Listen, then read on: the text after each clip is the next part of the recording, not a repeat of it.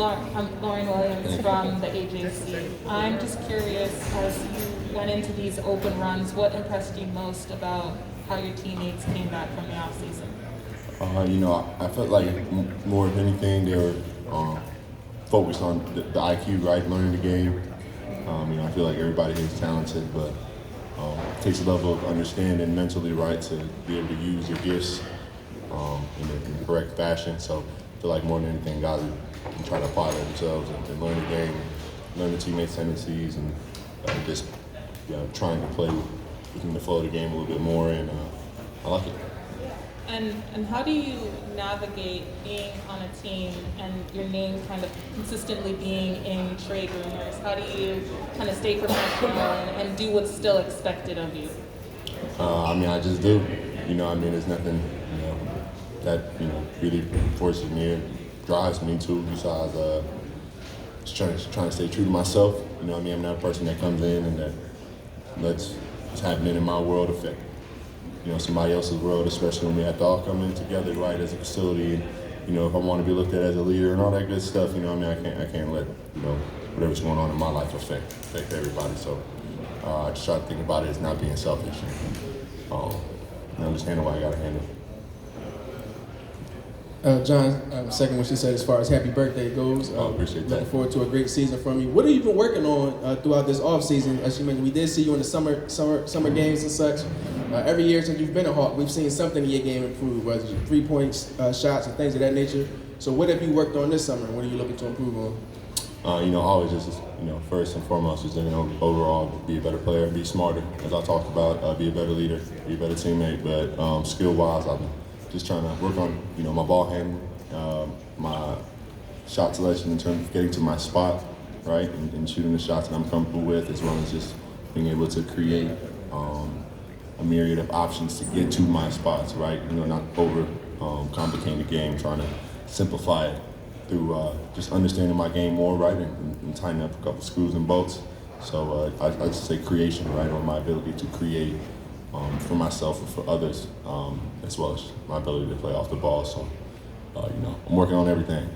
And then if I could just follow up quickly, off the court, of course, you're becoming known in the world of fashion with the Baptists and such. Could you give us any updates on what you may have coming this fall or any new apparel that you're working on? Yeah, definitely been an all-summer thing for me with, my team, and just trying to work on, growing myself personally through my brand and, expressing myself through my clothing. So definitely going to see a lot of more creative ideas. Hopefully, I can have some more success, a lot more success on the court. That always helps whatever I'm doing off the court. So just going to try to keep positive energy for that and just try to stay focused. Hey, John. Happy birthday again. Just wondering, how are you feeling health-wise? Your finger, of course, and then anything else that you've been dealing with. And also, what was it like playing with DeJounte and Trey in different program games? And what was it like going to Seattle and playing there and meeting up with Jamal Crawford and all that? Yeah, so my finger and my foot, they're both doing well. Foot, I definitely feel like has healed completely. The playing faster. It's a matter of trying to take care of myself. Maintenance and just being consistent, right, with just taking care of my body. My finger,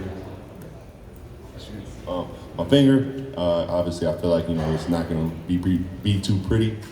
But in terms of its functionality and my ability to use it for basketball, it hasn't affected me in any way. So just blessed that I can still play basketball with the illness that I do have, but not taking away from anything I can do. So confident in that as well. So been a good summer, and in terms of playing with DJ and Trey, that's always good to go out there with Trey. I feel like with Trey it's like riding a bike, but with DJ it was always going out there to see him and put ourselves in his city, his hometown, right? Go out there and meet Jamal. We just wanted to put our best foot forward for DJ and try to welcome him to the team, welcome him to the A in any way we could, and why not go to his city, right? Go to his side of town and just try to embrace him that way. So it was great, and I definitely we put on a little show. So that was always good to do too, right? Get the chemistry started early.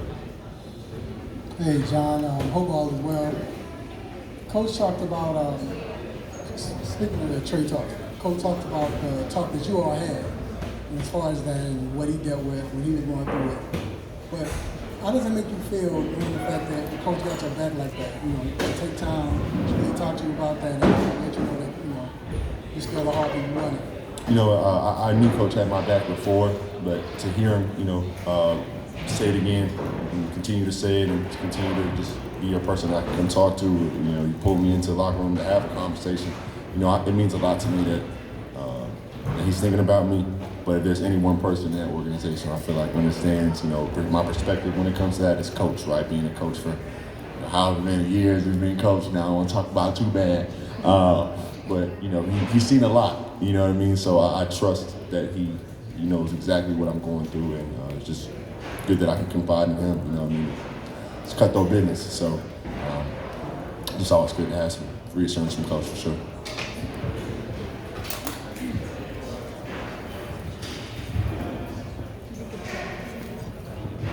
Not a basketball question, but 25 years young, JC. If you could pick one piece of advice that you've gotten now through 25 years of life, what would it be that's kind of, you know, stuck with you? You know, outside of you know, my mom, just trying to keep what she instilled in me in terms of my character, right? Just being myself, trying to be authentically myself. That's one.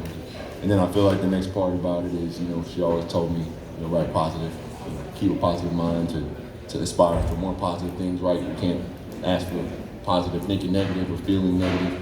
And then I'd say the last one is, you know, to not really try too hard, but to have the intent, right? To have the mentality, to know what you want, but to not, you know, force yourself on anything, right? You sort of try to let it happen with the mentality and the intent, right?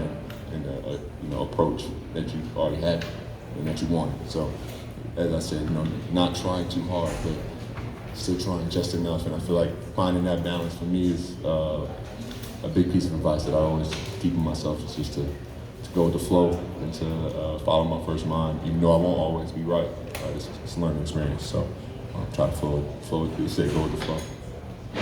How do you feel heading to Abu Dhabi, and how do you feel it's going to help team chemistry just being out there for so long?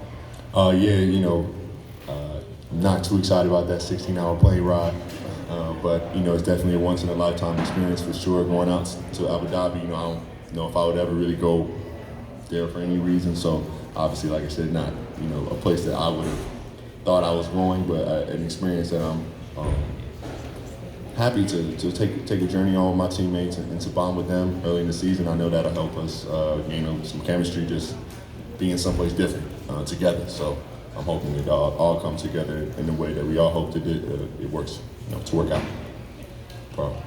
When you get a new pick and roll partner, another pick and roll partner, what do you expect to go through in camp and in the preseason with Deshante to kind of get your timing and communication on the same page in the pick and roll? You know, I mean, to be honest, the first thing that we're going to get is, you know, a lot of mess ups, right? You know, we're not going to be perfect, right? We got to find the chemistry, right? You know, same thing with Trey, although we felt it chemistry, right? And we knew we had a feel for each other. You know, other guys understand that we have a feel for each other too and aren't just going to let us, you know, just go out there and do our thing. So it all comes to fine tuning, right? Getting into the practice gym and running a million pick and rolls until, you know, he knows where I like to catch the ball and I know how he likes to roll for him, you know, all that type of stuff, you know, we build on and we eventually just naturally let happen. As I said before, so it's trying to do it and also letting it happen and trying to just let it build into what it could be. Just stay confident, stay positive. You got time for two more? John, have you given any advice to Trey about having a newborn? And if so, can you give up one that you given him? I mean, the first piece of advice that I just gave him was, man, you know, you got to be on. You know, you never really gonna be off. You know, you come for practice. You know, Trey's Trey. You know, going around whether he's outside, whether it's media day, and you got to go home to, you know, he's married as a lady at home, has a little one now, so you never really can turn it off. You know what I mean? You always, you know, you being outside you're Trey Young and at home you're dad now. You know what I mean? So it's always more responsibility than you think you have, but it's something that he'll get used to. You know, I always feel like having, you know, son or daughter makes you better, makes you hone in on being a better person, right? You're trying to show that next generation, your next generation, what you want, how you want them to act and how you want them to continue on the legacy. So, again, it takes some time, but, he's always got to be on. John, what have you learned more about DeJounte being a teammate now, especially like on the court working with him? And is there anything that's kind of impressed you now that you're that close to him instead of just watching him in San Antonio? Yeah, I always knew he was say it this way, but he always had that dog in him, dog mentality. He wants to win. He's not scared of anybody, and I could see that. We even had a couple interactions on the court against each other when we played. I'll let you guys go, look at those. But if that shows you anything about what's in here, I can feel it now in the way he speaks. You know what I mean? He's a damn good dude, and I'm happy to have him on my team. I'm happy that he plays the way he does. He's a hooper. He doesn't try to do too much. Goes out there and flows and plays his game. And then, to me, right now, one of the best defensive players in the NBA, leading the league in steals. So, you know what I mean? I'm happy to have DJ on the squad. And I'm happy that he's even more genuine, than I would have thought not knowing him. So, again, happy that he's here.